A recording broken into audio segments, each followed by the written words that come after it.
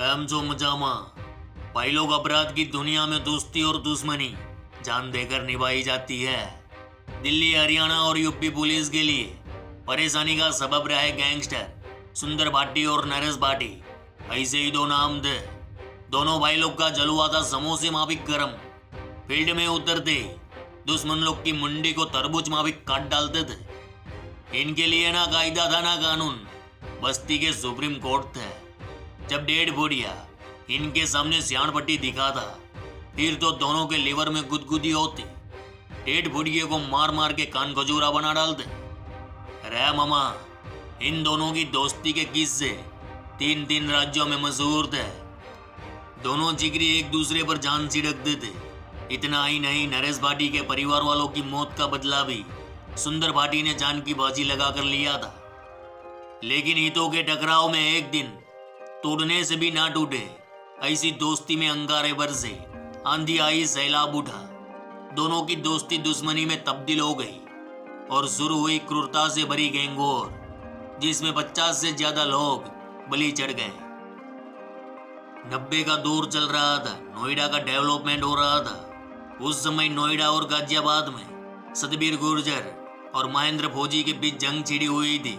सड़कों पर रोज खून बह रहा था और इसी गैंग वॉर की उपज थे सुंदर भाटी और नरेश भाटी। इधर माफिया बनने का शौक रखने वाले सुंदर भाटी ने सतबीर गुर्जर का गैंग ज्वाइन किया, जहां सुंदर भाटी की मुलाकात हुई नरेश भाटी से। कम समय में दोनों जिगरी यार बन गए। अब खाना पीना, उठना बैठना एक साथ। भाई लोग, भाटियों की दोस्ती भी ऐसी वैसी नहीं थी। दोनों एक दूसरे के वास्ते जान ले भी सकते थे, जान दे भी सकते थे। कहते हैं कि सुंदर भाटी ने अपने यार नरेश भाटी के परिवार के सदस्यों की मौत का बदला अपने हाथों से लिया था।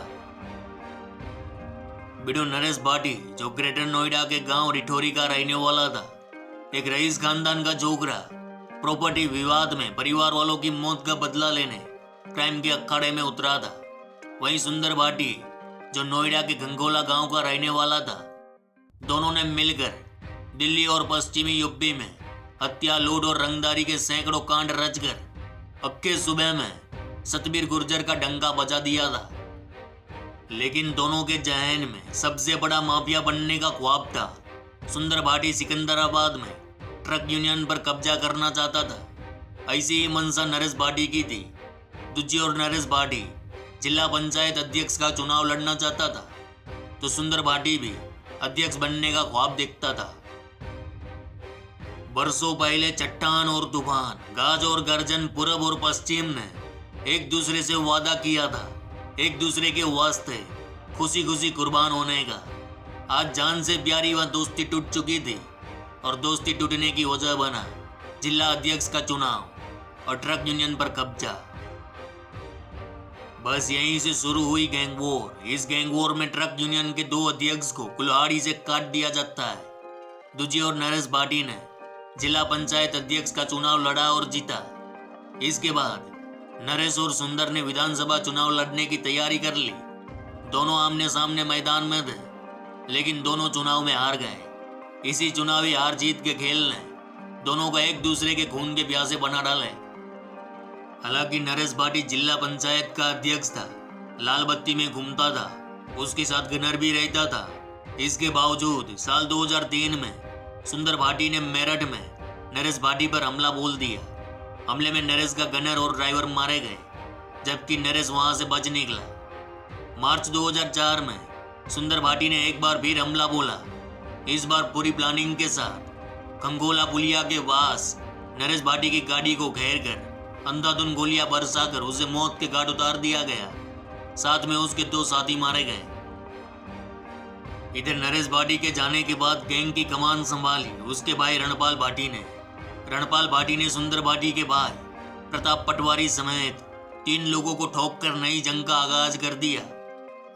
लेकिन 2006 में पुलिस ने रणपाल का एनकाउंटर कर दिया।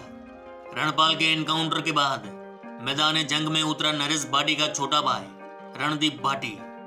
उसके साथ आया नरेश भाटी का भांजा अमित कसाना। रही कसर पूरी कर दी अनिल दुजाना ने।